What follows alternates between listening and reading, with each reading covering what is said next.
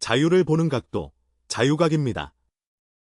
오늘은 원로의 실패 경고에 낙인을 찍은 여당, 대선은 수습하는데 제재 카드를 꺼낸 대통령, 없는 죄 만들지 말라며 특검 앞에 선 원희룡까지 세 가지 이슈를 짚어봅니다.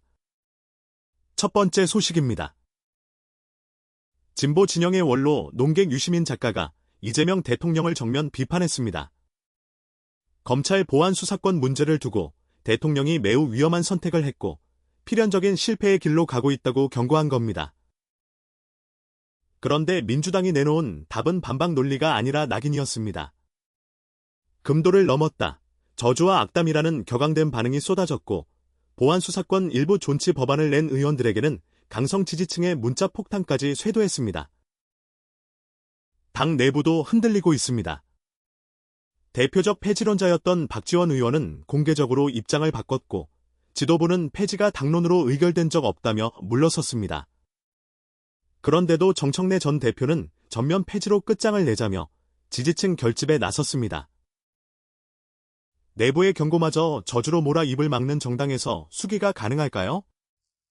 토론이 사라진 자리를 팬덤의 함성이 채우면 그 폭주의 비용은 결국 국민이 치르게 됩니다. 원로의 경고보다 문자 폭탄이 힘센 여당, 지금 국정이 위험한 이유입니다. 주미 대사가 한미 갈등을 수습하러 서울로 급히 돌아온 바로 그 시점, 대통령은 정반대 신호를 보냈습니다. 쿠팡을 겨냥한 것으로 해석되는 제재 강화 선언, 두 번째 이슈입니다.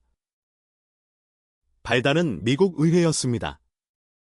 연방하원 법사위는 지난 1일 한국 정부가 미국인 소유 기업을 차별한다는 보고서를 냈고 백악관 당국자까지 쿠팡이 표적이 됐다고 말했습니다.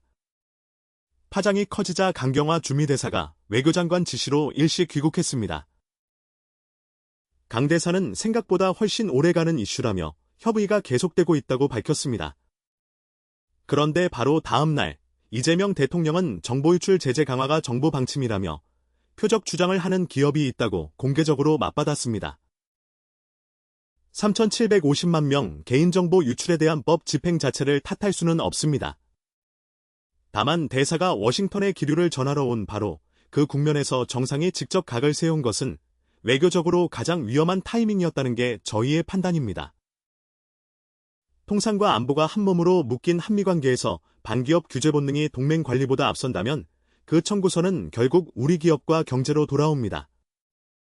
수습하는 손과 때리는 손이 다르면 동맹은 어느 손을 믿겠습니까? 마지막 소식입니다. 양평고속도로 노선 변경 의혹을 수사하는 종합특검이 지난 15일 원희룡 전 국토교통부 장관의 휴대전화를 압수수색했습니다. 특검은 다음 주 중 원 전 장관을 직접 불러 조사할 방침입니다. 원 전 장관은 곧바로 페이스북에 글을 올려 더 이상 없는 죄를 만들지 말라며 정면으로 반박했습니다. 인수위 시절 노선 변경에 관여했다는 의혹은 특검 스스로 브리핑에서 구체적 혐의가 드러나지 않았다고 설명한 사안이라는 겁니다. 장관 재임 중 사업을 백지화한 절차를 놓고 특검이 국가재정법과 도로법 적용을 검토하는 데 대해서도 그는 조문을 뜯어보면 이 사안에 그대로 적용하기 어렵다고 반박하며 끝까지 법과 진실로 대응하겠다고 밝혔습니다. 혐의가 확인되지 않았다고 스스로 인정한 사건에서 휴대전화부터 압수하는 수사, 과연 정상일까요? 결론을 정해놓고 법에 없는 책임을 사후에 끼워 맞추는 것은 법치가 아니라 정치보복에 가깝다는 게 자유각의 판단입니다. 수사권은 진실을 찾는 도구이지 전 정권 인사를 옭아매는 무기가 아닙니다. 결국 오늘 세 가지 소식이 가리키는 방향은 하나입니다. 원칙이 흔들리면 자유도 흔들린다는 것, 내일도 자유를 보는 각도로 찾아뵙겠습니다. 자유각과 함께 구독